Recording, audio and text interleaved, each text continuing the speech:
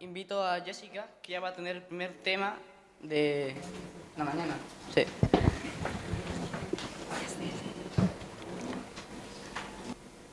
Vale, pues esperamos, vale, a eso. Ya está, pues buenos días a todos hermanos, feliz sábado. En esta mañana, como ha dicho Gerard, vamos a dar el tema que tiene por título el Evangelio a través de los siglos y, bueno, principalmente yo voy a daros la primera parte del tema que he titulado El Evangelio antes de Jesús, ¿vale? Puesto que, bueno, Gabriel y Caleb seguirán con la forma que tenía el Evangelio tanto en el tiempo de Jesús y después tras la muerte del Señor Jesús, ¿vale? Pero yo voy a centrarme en eso, en el Evangelio antes del nacimiento de Jesús. Entonces, antes que nada me gustaría definir la palabra Evangelio, ¿vale? Que todos la conocemos, pero no sé si sabemos qué significa, que, bueno, básicamente viene del latín evangelium, ¿vale? Y al mismo tiempo viene del griego evangelion, ¿vale? Que significa buena nueva, ¿vale? O también puede ser nuevas de salvación, ¿vale? O sea, una buena nueva es una buena noticia, ¿vale? En este caso de salvación. Y he leído incluso en alguna traducción que puede también interpretarse como mensaje feliz, ¿vale? Un mensaje feliz. Bueno, tiene un poco de sentido porque si estamos hablando de una buena noticia también podemos interpretarlo como un mensaje feliz, ¿vale? Básicamente esto. Entonces, hemos de considerar una cosa que antes Caleb, por ejemplo, me ha preguntado, que había dicho, el Evangelio existe a partir de Jesús, ¿no? Y yo le he dicho, no. Existe desde mucho antes del Señor Jesús, existe desde antes de la caída del hombre y existe desde antes de la fundación del mundo, ¿vale? Entonces, eso lo podemos ver escrito en Apocalipsis 14:6. Óscar, por favor. Bueno, ese sería mi tema. La siguiente diapositiva. ¿Vale? Y me gustaría que alguien lo leyese para que participemos todos. ¿Quién tiene el micrófono? Vale. Bueno, pues si no, vale, Larik. Solo lee. Vi volar por en medio del cielo a otro ángel, que tenía el Evangelio eterno para predicarlo a los moradores de la tierra. Apocalipsis 14:6. Vale, bien, gracias. Bueno, aquí tenemos presente el triple mensaje angélico, ¿no? Concretamente, aquí se nos presenta el mensaje del primer ángel, ¿vale? ¿Y qué es lo que nos dice? Bueno, Juan básicamente lo que vio en una visión fue a un ángel que pasaba y que tenía el Evangelio eterno, ¿vale? Entonces, ¿qué significa eterno? Significa que no tiene principio y que no tiene fin. Por lo tanto, el Evangelio es eterno, o sea que ha estado desde siempre y va a estar para siempre, ¿vale? De la misma forma, pues que Dios, una cualidad, por ejemplo, de Dios, ¿no? Es que es eterno, ¿vale? Porque Él es el alfa, Él es la omega, ¿no? Recordamos eso, que yo soy el principio y el fin. Bueno, pues eso, que el Evangelio es lo mismo, ¿vale? Es eterno. Entonces, bueno, con lo de Apocalipsis confirmamos pues esta idea que ya hemos dicho, ¿vale? Que el Evangelio existe desde siempre y para siempre. Vale, entonces, ahora hemos de preguntarnos en qué consiste esta buena nueva, ¿vale? De qué trata este mensaje o esta buena noticia, ¿no? De salvación. Vale, pues primero, si nos recordamos de la lección anterior que estudiamos, la de los Hechos de los Apóstoles, vimos que, bueno, Pablo, Pedro, todos estos discípulos y apóstoles, lo que predicaban a la hora de hacer obra misionera era a Cristo crucificado, ¿vale? Y de alguna forma esto también, pues, puede ser el Evangelio. ¿Por qué? Vale, para entender esta buena nueva, primero hemos de ver, bueno, ¿por qué es una buena nueva o qué tan buena nueva puede ser? ¿Vale? Por lo tanto, hemos de primero ver la parte mala, ¿vale? Porque si hay algo bueno es porque hay algo que también, pues, malo, ¿vale? De ahí viene, pues, también el significado de bueno. Entonces, para que nosotros entendamos esta buena nueva, lo primero que debemos entender es, vale, la parte mala, que es que como nosotros formamos parte de la humanidad está destinada a morir, ¿vale? Así tajantemente y sin rodeos. La humanidad está destinada a morir. ¿Por qué? Porque la humanidad es pecadora, ¿vale? Porque todos se componemos, pues eso, la humanidad, o sea, todos nosotros somos pecadores, ¿vale? La Biblia dice que no hay ni un solo bueno, ¿no? ¿Vale? Entonces, hemos de entender eso, que como humanidad somos pecadores y por lo tanto hemos de morir. Esa es la parte mala, ¿vale? Porque sabemos que la paga del pecado, ¿qué es? La muerte. Entonces, pues así, estamos destinados a morir. Es lo que nos corresponde como pecadores. ¿Cuál es la parte buena, ¿no?, de esta noticia, de noticia de salvación? Que a pesar de que nosotros, pues por nuestra condición nos corresponde morir, ya hay uno que ha muerto por nosotros, que es el sustituto, ¿vale? Y esto lo vemos pues desde la caída del hombre realmente, ¿no? Porque desde que Adán y Eva pecaron, pues el hombre pues cambió su naturaleza, ¿no? Todos nuestros pensamientos, nuestras acciones, nuestra misma carne, todo está contaminado por el pecado. La parte buena es eso, que a pesar de todo esto, tenemos un sustituto, ¿vale? Y que ya ha muerto por nosotros. Entonces, a modo de conclusión, ¿vale? Desde antes de la fundación del mundo, ¿no? Y por lo tanto, desde antes de la caída del hombre, se estableció el Evangelio, ¿vale? Un plan de salvación, ¿vale? Una forma de que el hombre pues, se reconciliase nuevamente con Dios, ¿vale? Como estaba pues, en el inicio, ¿vale? Como convivían Adán y Eva con Dios. Vale, entonces, vale, pues eso, ubiquémonos ahora en el principio, donde estaban Adán y Eva. ¿Nos acordamos de cuál fue la sentencia que Dios le dijo a la serpiente? ¿Vale? Sí. Vale, otra persona para que me lo lea. Está ahí, Scarlett. Dice, y pondré enemistad entre ti y la mujer, entre tu simiente y la simiente suya. Esta te herirá en la cabeza y tú le herirás en el calcañar. Vale, gracias. Vale, pues básicamente en este versículo lo que vemos es plasmada una promesa de salvación. ¿Vale? Aunque no veamos la palabra promesa ni salvación, se puede interpretar así. ¿Vale? ¿Por qué? Bueno, analicemos el versículo. Primero vamos a ver lo que es la simiente. ¿Vale? La simiente quiere decir el linaje. El linaje es, pues, los hijos, de los hijos, toda esa línea sucesoria de hijos, de hijos, de hijos, ¿no? O sea, la descendencia de Adán y Eva. Entonces se nos dice que habría una enemistad en contra de esta descendencia. ¿Por qué? Porque sabemos que a partir de esta descendencia, o sea, de los hijos de Adán y de los hijos de sus hijos y tal, ¿quién iban a nacer? El Señor Jesús. Bueno, sí iban a nacer todos pecadores, pero iban a nacer el ser que es también clave en este plan de salvación, que es el Señor Jesús. Entonces, Satanás, sabiendo esto, también, pues, adrede, intentó acabar, pues, con esta descendencia y con Jesús. Esto lo vemos, por ejemplo, cuando Herodes mandó a matar a los niños menores de 3 años, ¿vale? Cuando los magos le dijeron, sí, van a hacer un salvador y tal, pues entonces fue aquí donde Satanás vio su oportunidad y dijo, vale, pues a los niños menores de 3 años hay que matarlos. Entonces, bueno, sabemos que no sucedió realmente, o sea, Jesús no murió en ese entonces, sino que vivió, ¿vale? Porque escaparon a Egipto, pero también, pues bueno, finalmente murió después de 33 años en la cruz, ¿vale? Pero a nuestro favor, o sea, realmente la humanidad, o sea, de parte de la humanidad o a favor nuestra tenemos a Jesús, por ese gran sacrificio que hizo por nosotros. Por lo que he investigado, a esta parte también a este texto se le llama protoevangelio, ¿vale? Y proto en griego quiere decir primero, ¿vale? Entonces eso se le llama primer evangelio. Pero recordemos que el evangelio es eterno, ¿vale? Lo que pasa es que es en esta parte de la Biblia que se nos dice por primera vez, que se nos da ese anuncio del perdón, ¿no? Y de que van a hacer un salvador, ¿no? A favor de la humanidad. Entonces por eso se llama primer evangelio, ¿vale? Porque es el primer anuncio, básicamente. Pero he dicho antes que el evangelio es eterno. Entonces, vale, la pregunta ahora, que tenemos que hacer nuestra pregunta, es ¿qué forma tenía el evangelio antes de Jesús? Vale, puesto que el evangelio es todo lo que ya hemos mencionado, podemos leer ahora en 1 de Pedro 1, 18 al 20, creo. Sí. Para otra última persona que me colabore, porque ya no tengo más diapositivas. Vale, Tesia.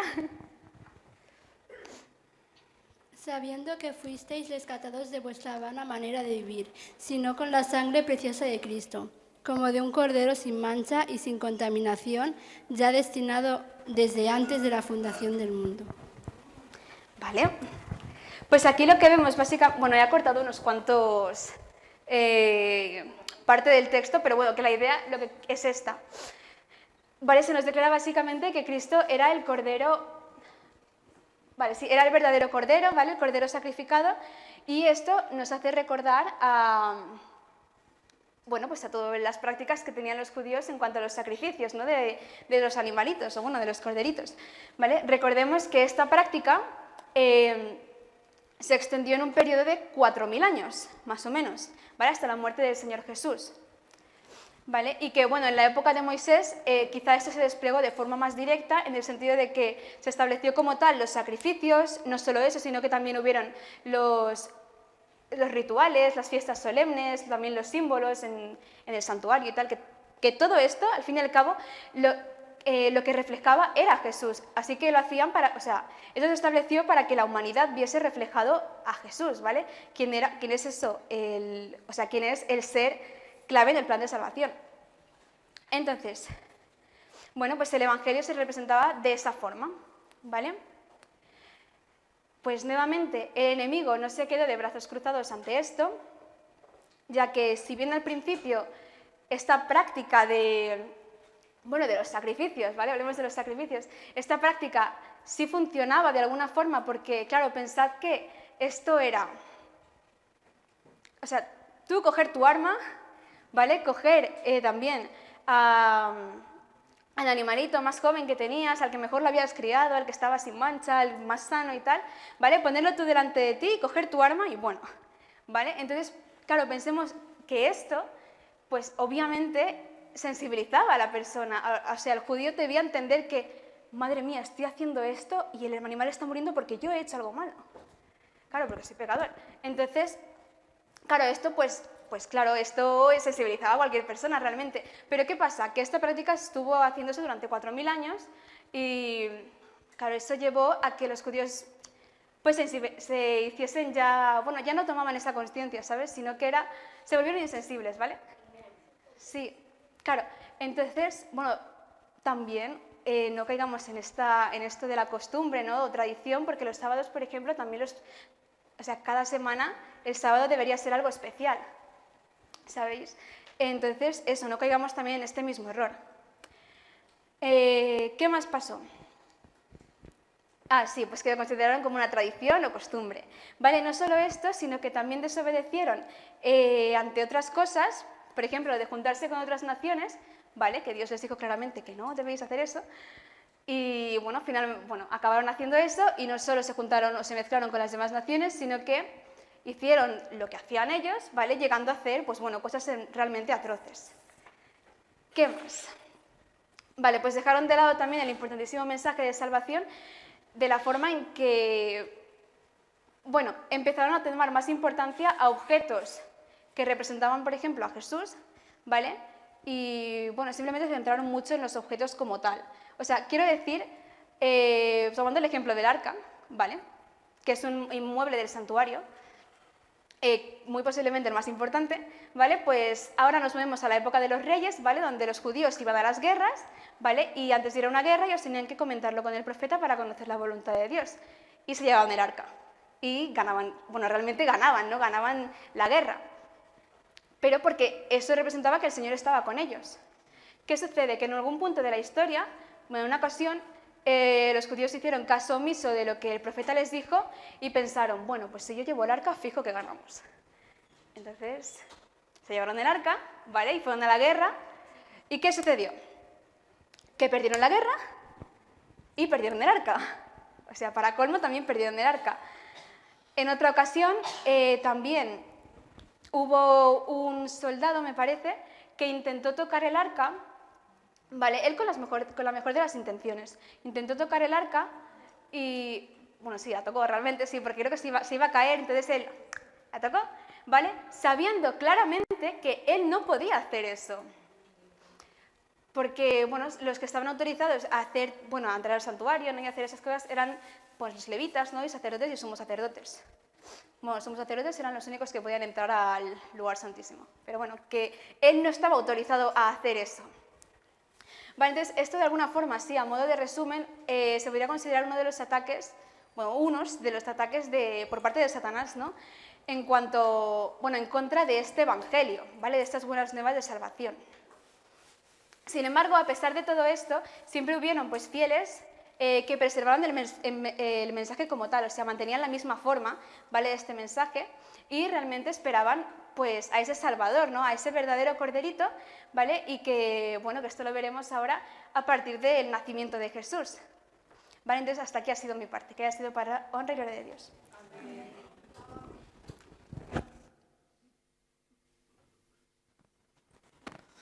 Vale, yo voy a seguir con la segunda parte. Óscar, ¿puedes darle la diapositiva? Vale, pues sí, seguiré con la segunda parte del tema. El Evangelio en la época de Jesús cambió. Ya no se seguirían haciendo sacrificios ni otras antiguas costumbres, sino que el Señor Jesús vino al mundo para enseñar el verdadero mensaje de amor, lo que en verdad significaba creer en Él y en la salvación. Muchas personas escuchaban al Señor Jesús predicar cuando estaba en la tierra. Esto era debido a su palabra, que era buena e irrefutable. Y también era un hombre misericordioso y benigno. Daba un mensaje de salvación y no condenaba ni juzgaba a las personas por sus pecados. Al contrario al carácter de los sacerdotes de Sanedrín.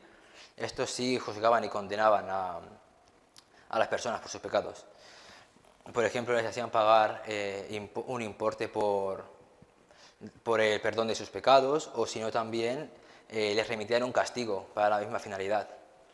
Pero lo más a destacar eran los sacrificios de animales para el perdón de los pecados.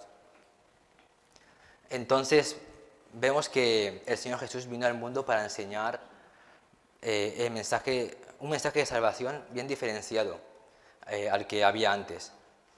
El Señor Jesús difundía que el perdón tenía que ser por arrepentimiento genuino y ya no más por medio de un sacrificio. Es decir, ya no iban a morir millones de animales por cada persona, porque el pueblo judío estaba muy poblado y claro, por cada persona que cometió un pecado se tenía que sacrificar a un animal. Así que esto ya no se iba a realizar más veces, y sino que solo hizo falta que muriera el Señor Jesús. Bien, entonces el Evangelio vemos que en aquella época adquirió una nueva forma, pues ahora la salvación se conseguía a través de la fe en la muerte del Señor Jesús en la cruz. Porque recordemos que hasta este momento, así como he dicho antes, se obtenía la salvación a través de los sacrificios de animales. Esta fue una forma que Dios enseñó desde la caída del Edén hasta lo largo de la historia. Que el pueblo de Dios siguió esta costumbre. Pero ahora esta forma de conseguir la salvación llegaba a su fin, pues se cambiaba por la salvación de Jesús sacrificándose en la cruz. Recordemos un ejemplo de salvación fue el ladrón en la cruz, quien se salvó por fe en Jesús. ¿Alguien podría leer el versículo que está en la pantalla?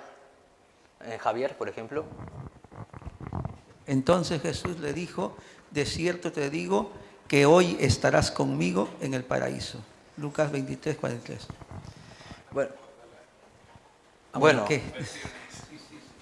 Bueno, entonces, en este contexto, el contexto era que Jesús estaba en la cruz, crucificado junto a otros dos ladrones.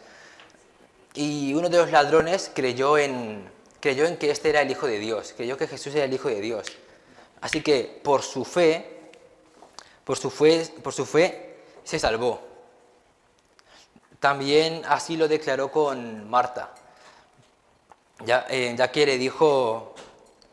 Bueno, si podrías cambiar la diapositiva. Sí, la siguiente. ¿Algún otro podría leerlo? Yo creo que la anterior. Esa. Yo mismo. Vale. Le dijo Jesús: Yo soy la resurrección y la vida. El que cree en mí, aunque esté muerto, vivirá. San Juan 11:25. Bueno, entonces vemos que la fe es un pilar muy importante para la salvación. Bueno, sería el pilar central, ¿no? Es decir, en ese texto bíblico, en esta parte de la Biblia, el Señor le estaba estableciendo el fin del sistema de sacrificios de animales, bueno, el fin del sistema de salvación por sacrificios de animales, y ahora la salvación se centraría en la muerte de su persona. En otra ocasión donde Jesús manifestó la salvación fue cuando se entrevistó con Nicodemo. ¿Podrías cambiar la diapositiva? Pues bueno, él le dijo si él, Jesús, era alzado o crucificado, entonces a todos salvaría. ¿Alguno podría leerlo? Yo misma. Y como Moisés levantó la serpiente en el desierto, así es necesario que el Hijo del Hombre sea levantado, para que No, sí, perdón, está bien. para que todo aquel que en él cree no se pierda, mas tenga vida eterna. Bueno, pues entonces vemos que Jesús le dijo que si él era alzado o crucificado, entonces todos se salvarían. Pues fue enviado por Dios para la salvación de toda la humanidad, para el que creyera. También otro ejemplo tenemos a Juan el Bautista, quien señaló a Jesús como el nuevo Cordero, el nuevo medio de salvación. ¿Alguno podría leer la diapositiva? Esta es ya la última. Vale.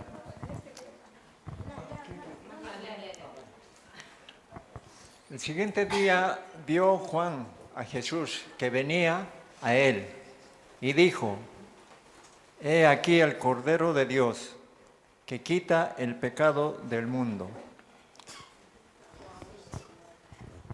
Bueno, sí. Entonces, Juan el Bautista, hablando a Jesús, dijo que él era el Cordero que quitaba el pecado del mundo. Con estas simbólicas palabras, el Bautista expresaba el Evangelio expresado en Jesús de Nazaret. Es decir, que él sería el nuevo Cordero de sacrificio. Indicado también que con Jesús se pondría fin a la antigua forma de salvación por medio de sacrificios de animales, exactamente. Ya que, pues ahora, el Cordero de sacrificio sería Jesús. Bueno, vemos este cambio o transición durante la época de Jesús acerca del Evangelio o buenas nuevas de salvación. Pues se dio por finalizado este rito, sí, este sistema de sacrificio de salvación. Y se estableció, uno nuevo sí, que era por la fe en la muerte, en el sacrificio de Jesús en la cruz, para el perdón y vida eterna. Este mensaje fue resistido por los judíos, ya que estos se aferraban no querían aceptar el nuevo cambio, en la forma de obtener la salvación, sino que se aferraban a la antigua forma, la cual era un símbolo del sacrificio del Señor. Y finalmente Dios destruyó su templo, el templo de Jerusalén, y acabó de esta manera con este sistema de sacrificios, los cuales ya nunca más se llevaron a cabo. Ahora dejaré a Caleb, que tiene la última parte.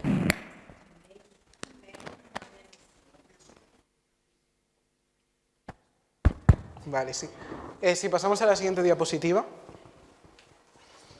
Buenos días, hermanos. Vale, entonces yo tengo la parte del Evangelio después de Jesús. Como hemos visto hasta ahora, finalmente después de Jesús, pues el Evangelio quedó firme con un nuevo mensaje, eliminando el rito de los sacrificios. Y sí,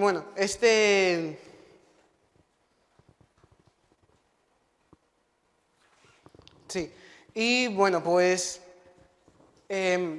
este mensaje entonces fue dada a la nueva iglesia, la iglesia primitiva que se creó después del tiempo de Jesús, para que fuese dado a las demás personas. Satanás se dio cuenta en este momento de que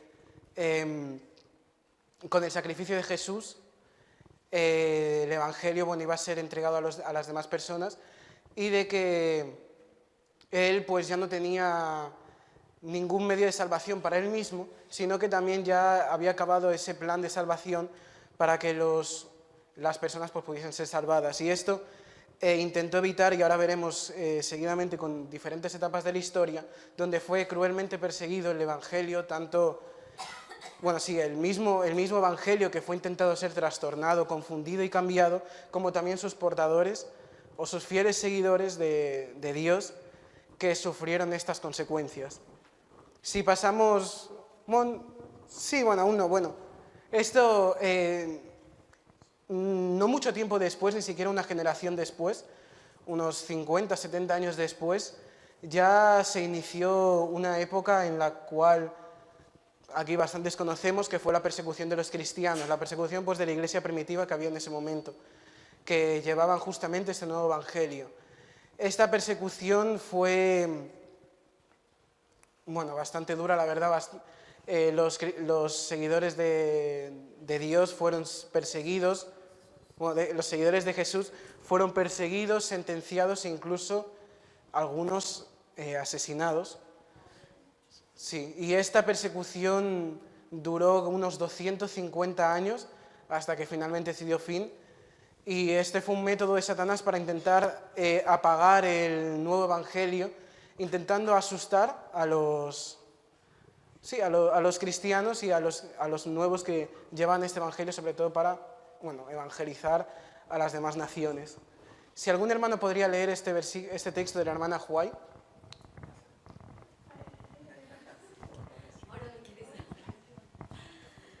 Dice, estas persecuciones que empezaron bajo el imperio de Nerón continuaron con mayor a menor furia por varios siglos. Los cristianos eran inculpados calumniosamente de los más espantosos crímenes y eran señalados como la causa de las mayores calamidades, hambres, pestes, terremotos. Se lo condenaba como rebeldes contra el imperio, enemigo de la religión, y azotes de la sociedad. Muchos eran arrojados a las fieras o quemados vivos en los anfiteatros, conflictos de los siglos. Sí, este es un texto del conflicto de los siglos que ya veremos esta tarde, así que les recomiendo que se queden va a ser muy interesante. Pero ahora estamos con... vemos que aquí explica la hermana Huay, también tiene bastantes prácticamente capítulos enteros dedicados a esto, donde se puede ir viendo cómo fueron perseguidos los cristianos justamente por llevar este nuevo mensaje, esta buena nueva y este nuevo mensaje de salvación para las personas. Pero a pesar de esto, a pesar de estas persecuciones, hubo un pequeño remanente, no fue de todo apagado el evangelio, porque si no ahora no lo tendríamos, no existiríamos, sino que este perduró bajo el cuidado de Dios por pequeños grupos que se fueron separando. Uno de los grupos más conocidos que hemos estudiado bastante aquí serían los valdenses, que fue una pequeña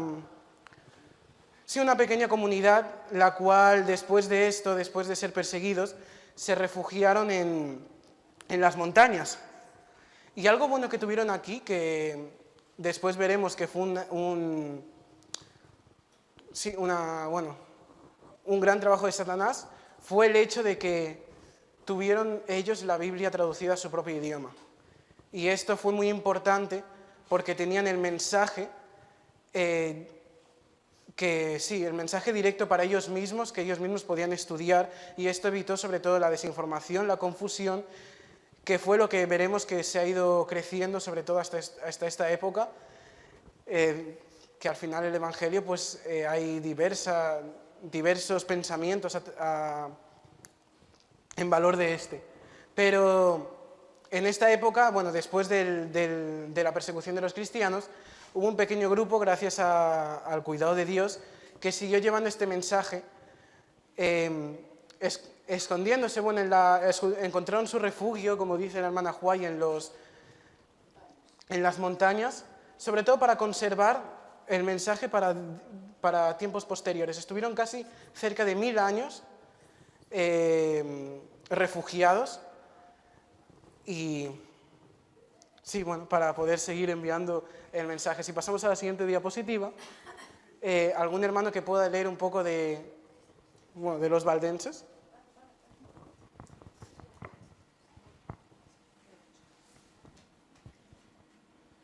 Tras los elevados baluartes de las montañas, refugio de los perseguidos y oprimidos de todas las épocas, hallaron los valdenses un escondite seguro. Allí se mantuvo encendida la luz de la verdad en medio de las tinieblas de la Edad Media. Allí los testigos de la verdad sostuvieron por 1000 años la antigua fe. Conflicto de los siglos. Sí. A pesar de esto, también los valdeses tampoco tuvieron la verdad completa, porque conocemos de que hay algunos, bueno, sí que conocemos que habían pequeños grupos que también guardan el sábado, pero algunos otros no. Pero de igual manera, aunque no tuvieron toda la verdad completa, fueron un elemento crucial para poder conservar el Evangelio y el nuevo plan de salvación, pues para nuestros tiempos o para tiempos posteriores. Después de esta época ocurrió sobre todo aquí en España, bueno, conocido mayormente en España, uno de los grupos, una de las épocas pues a lo mejor más fuertes y más oscuras conocidos aquí en la Edad Media, que fue pues la Inquisición, que será algo que hablaremos ya esta tarde. Entonces solo daré un poco por encima que, bueno, ya conocemos todos, fue una de los movimientos de Satanás más crueles para intentar, ya no fue ni siquiera, bueno, sí, se siguieron persiguiendo a los cristianos, controlando sobre todo, para intentar evitar que este mensaje se siguiese propagando. Pero a pesar de todo esto, de que fue uno de los ataques más crueles de Satanás, porque muchos de los cristianos fueron, pues, bueno, sí, asesinados, ahí se conocen muchos métodos de asesinato y de tortura. No quería decir eso, pero bueno, es bastante fuerte, sí, esa época. Pero, bueno, sí, y ocurrió, pues, lo que ocurrió en esa época, bastante triste. Pero a pesar de esto, al darse cuenta de esto fue hecho sobre todo por la misma Iglesia, algo que sorprende bastante hasta la época de ahora, de que la misma Iglesia fue la que se encargó de perseguir a sus propios hermanos, porque esto va a raíz del protestantismo, de la nueva reforma que se creó en la época de los católicos, buscando los cristianos dándose cuenta de que se había ido tergiversando el mensaje, sobre todo el mensaje, el Evangelio también se fue tergiversando al punto de que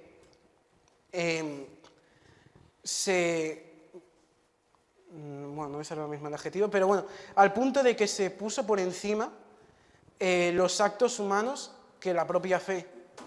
Y esto los hermanos reformistas se dieron cuenta, y por eso es que se dieron cuenta de que era necesaria una nueva reforma para poder seguir preservando el Evangelio y para poder seguir preservando este mensaje, pues, que trae una bonita promesa. Y eso, bueno, ya conocemos la época de la Reforma, donde los hermanos, pues, llevaron esta reforma de la Iglesia Católica se separaron, ya que la Iglesia Católica no quiso recibir esta nueva doctrina que estaban enseñando. Y eso pues preservó hasta épocas actuales. Ahora ya con la época actual vemos que quizá no es un tiempo de tanta persecución, uno parecería que incluso es un tiempo de paz, porque no está habiendo ni persecuciones, ni asesinatos, ni quizá ningún ataque hacia la Iglesia, pero sin embargo es una de las épocas en las cuales más peligra el Evangelio y más peligra el mensaje que Dios quiso darnos a nosotros. Actualmente Satanás ha dejado de obrar de esa manera que obraba antiguamente, con ataques y con muertes que intentaban sobre todo amedrentar y asustar a los cristianos, dándose cuenta de que estos ataques lo único que hicieron fue que poco a poco, o que unos pocos cristianos que estaban seguros en Dios, se afirmasen aún más y sirviesen para pilares para poder seguir llevando el Evangelio durante los siglos hasta épocas posteriores, como sería, ahora ya hasta la actualidad.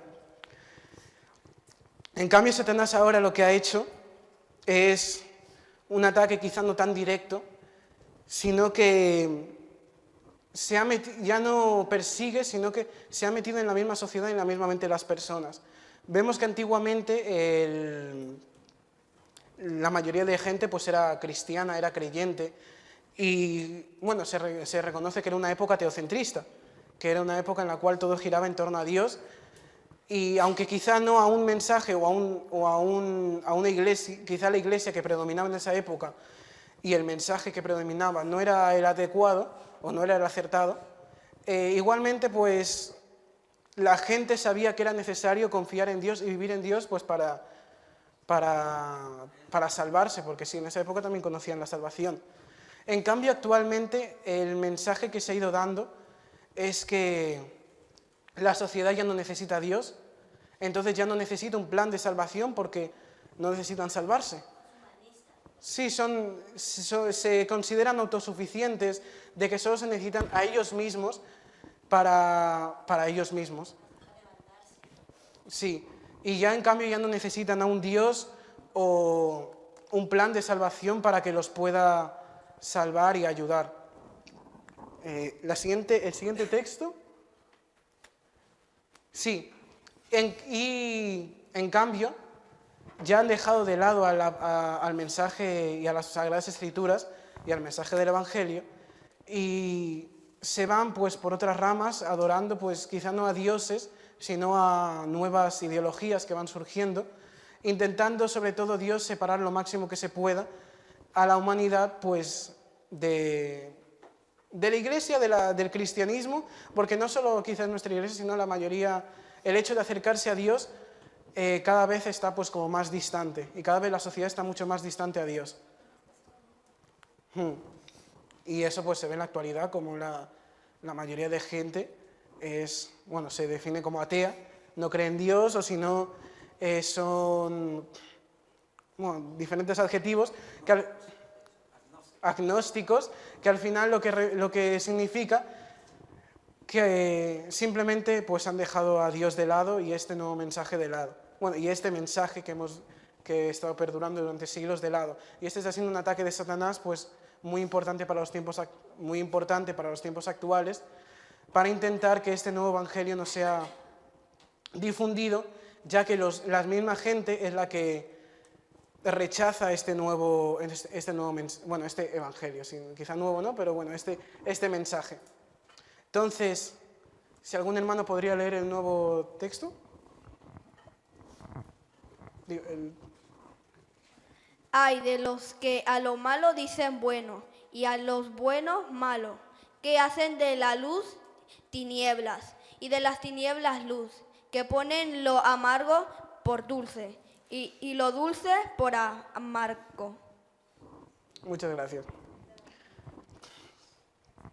Y estos ataques no solo ni a la sociedad y, quizá a la gente más ignorante en cuestión de la religión o de Dios, sino también en nuestra propia Iglesia, que vemos que se ha intentado o se intenta cada vez más confundir entre los hermanos, bueno, entre las diferentes iglesias que hay, con diferentes pensamientos, diferentes ideas y confundiendo pues este mensaje que Dios o que Jesús dio tan claramente y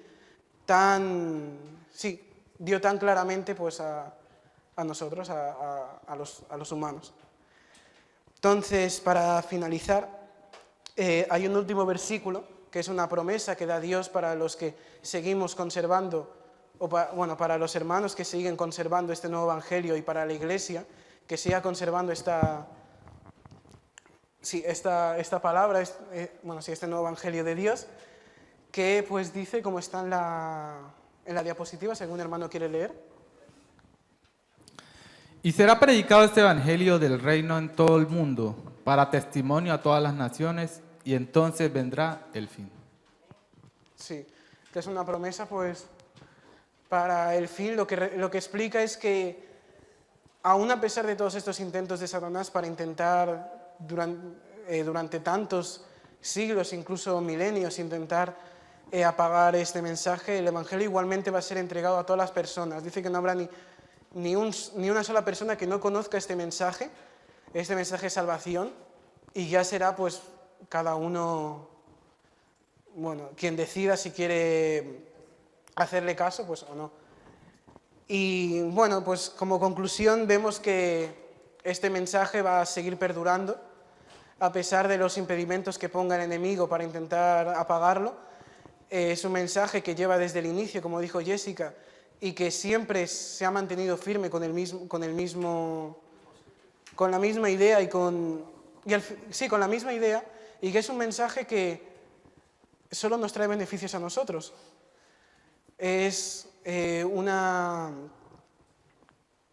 Nos explica pues una promesa que pues es como la más importante, de valor infinito, que pues sería como la vida eterna, que sería la vida eterna. Bueno, este ha sido nuestro tema de esta mañana y pues amén.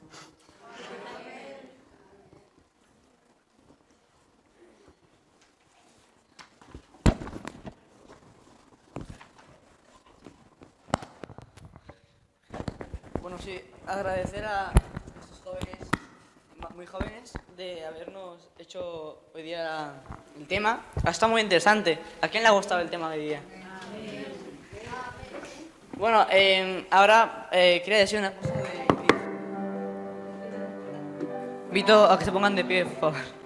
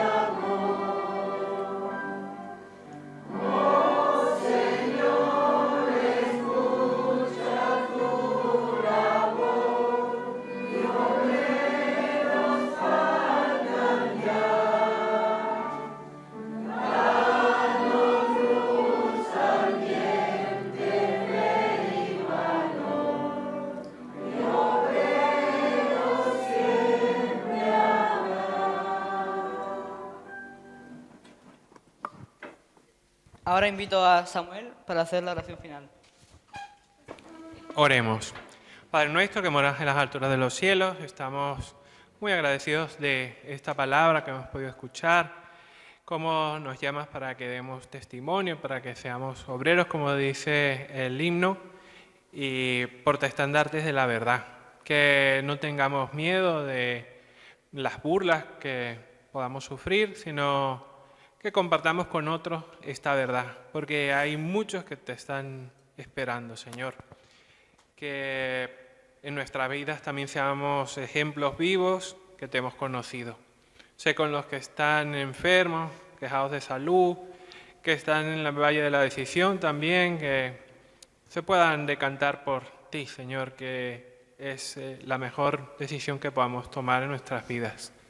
Quédate en nuestro lado esta tarde también con el resto de participaciones. Bendice a los jóvenes, Señor, que se mantengan en tus filas y que sigan siendo ese nervio, ese motor de la Iglesia que es tan necesario, Señor, y que sea eso también bendición para sus vidas en el terreno espiritual sobre todo, pero también en el terreno material.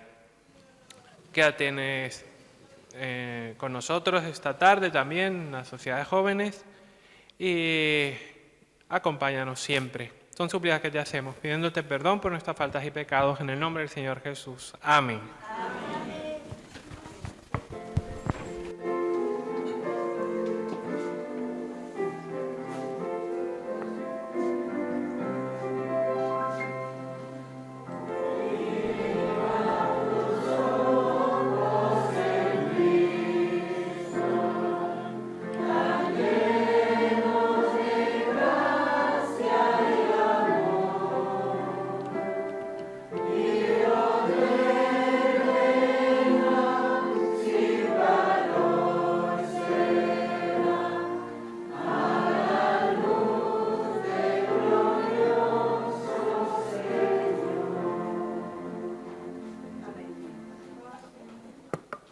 Agradezco a todos por haber venido aquí. Que Dios nos bendiga. Ya dejo a Javier para que diga unos anuncios.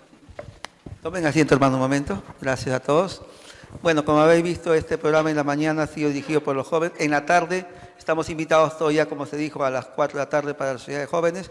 También lo dirigirán los jóvenes. La programación también vamos a tratar justamente lo que estaban comentando los chicos sobre el Evangelio. El conflicto de los siglos es el libro que se va a exponer en la tarde por todos los jóvenes. Ya tienen ellos asignados los capítulos. Bien, hermano, agradecemos también a los hermanos de Zoom que se han conectado y a cada uno de vosotros. Estáis invitados nuevamente para la tarde, a partir de las 4, la Sociedad de Jóvenes. Vale, ensayo con Samuel aquí a partir de la tarde, lo de música, o de los coros. Muy bien, tengamos buenos días y ahora salimos a saludarnos ordenadamente, ¿sí? Muy bien. Los chicos, primero adelante, los predicadores. Dios os guarde en su divino